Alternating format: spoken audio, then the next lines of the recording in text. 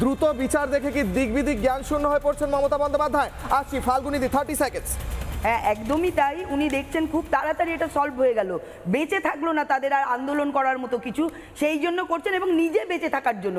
এক তো তাকে মানুষ হারিয়ে দিয়েছে নন্দীগ্রাম এবং ভবানীপুর দু জায়গায়, দ্বিতীয়ত তার দল হেরে গেছে, দ্বিতীয়ত একটা ঋতব্রত আর একটা কালীঘাট, দুটো তৃণমূলে ভাগ হয়ে গেছে, কোনটা আসল আর কোনটা নকল, দড়ি টানাটানিতে। স্বভাবতই তার মাথাটা এখন খারাপ হয়ে গেছে, সেই জন্য বেঁচে থাকার তাগিদে এই পরিস্থিতি। আর একটা বিষয় হচ্ছে, ধন্যবাদ জানাই শুভেন্দু অধিকারীকে, যিনি বারবার এই রকম ঘটনায় ছুটে গেছেন দিক বিদিকে। এবং আমি একজন মহিলা মোর্চার প্রেসিডেন্ট হিসাবে বারবার করে মহিলাদের যে ধরনের বিপদের সময় এবং তাদের সম্মান নিয়ে খেলতে দেখা গেছে, এবং যেভাবে মার্ডার হয়ে গেছে, এবং বিগত সরকার যেভাবে এই মার্ডারার এবং ধর্ষণকারীদের পাশে দাঁড়িয়েছে, কমসে কম বিচার দিয়েছে শুভেন্দু অধিকারী, আমরা আস্থা রাখতে পেরেছি, আমরা বিশ্বাস রাখতে পেরেছি, শুধু আমরা নয়, সারা পশ্চিমবঙ্গের নারীরা এবং সাধারণ মানুষ।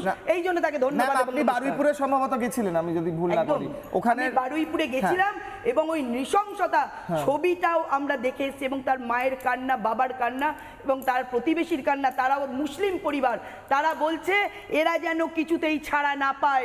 আমরা বলেছিলাম নজিরবিহীন শাস্তি হবে, দৃষ্টান্তমূলক শাস্তি হবে, এবং সত্যিকারের মাননীয় শুভেন্দু অধিকারী, আমাদের সরকার নয়, মানুষের সরকার, পশ্চিমবঙ্গের সরকার, সেটা করিয়ে দেখাতে পেরেছে।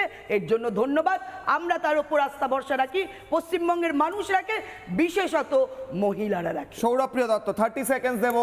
মমতা বন্দ্যোপাধ্যায় চড় মারছেন কাউকে, ঘুষি মারছেন কাউকে, আমার দেখে খারাপ লাগছে রীতিমতো। সৌরভপ্রিয় দা, দেখো, আমি একটা খুব পরিষ্কার কথা বলি, মমতা বন্দ্যোপাধ্যায় আজকে এইসব এনকাউন্টারে গল্প আসতো না যদি মমতা বন্দ্যোপাধ্যায়ের অপরাধী রায় বিল, যেটা শুভেন্দু অধিকারী সমর্থন করেছিলেন, সেই বিলটা ছত্রে ছত্রে এই ধরনের ধর্ষকদের মৃত্যু হতোই, কিন্তু সেই অপরাধীতা বিলটাকে অ্যাপ্লাই করা হয়নি।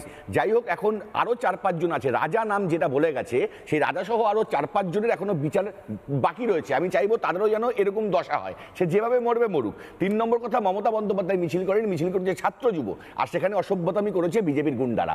আজকের হাইকোর্টের পারমিশন নিয়ে আজকে সবাই কিন্তু মিছিল করছিল, সেখানে দাঁড়িয়ে যে বিজেপি গুন্ডামি করেছে বলে মমতা বন্দ্যোপাধ্যায় এই কাজ করতে কেন ভয় পাচ্ছে? মমতা তো কিছু নেই, এরপরও তোমাদের কিসের ভয় বলো? এখনো তো প্রতিবাদ করতে পারবে না, একটা মিছিল করতে পারবে না, তৃণমূল দিতেন না। আরে ওটা তো তৃণমূল দেয়নি প্রতিবাদ করতে, প্রত্যেকটাতে আমাদের যেভাবে মেরেছে, কোর্টের কাছ থেকে নিতে হয়েছে। আরে বিজেপি গুন্ডামি করে না, আমার নামে 38টা কেস আছে।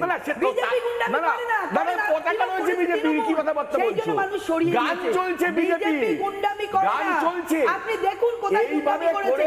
মমতা এইভাবে করে আটকানো যায় না, গুন্ডামি করছে।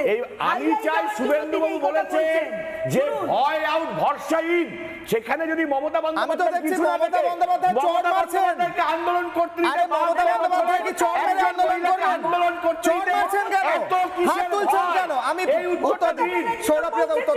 মমতা ব্যানার্জি তো পৌঁছেছেন, মমতা ব্যানার্জি বাড়িতে রয়েছেন, এটা বাড়ির দৃশ্য দেখছেন। মমতা বন্দ্যোপাধ্যায় তাতে এই অবস্থা, আর মমতা তার কর্মীকে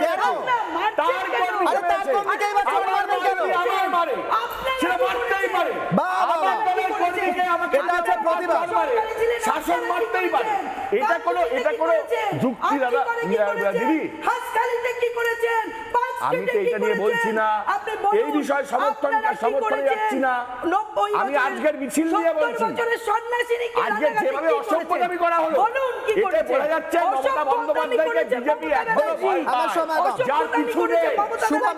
নানা ধরনের কন্টেন্ট দেখার জন্য লাইক করুন, শেয়ার করুন আমাদের ফেসবুক পেজ, সাবস্ক্রাইব করুন আমাদের ইউটিউব চ্যানেল, পাশাপাশি অন্যান্য ব্রেকিং নিউজের জন্য অবশ্যই চোখ রাখুন রিপাবলিক বাংলায়।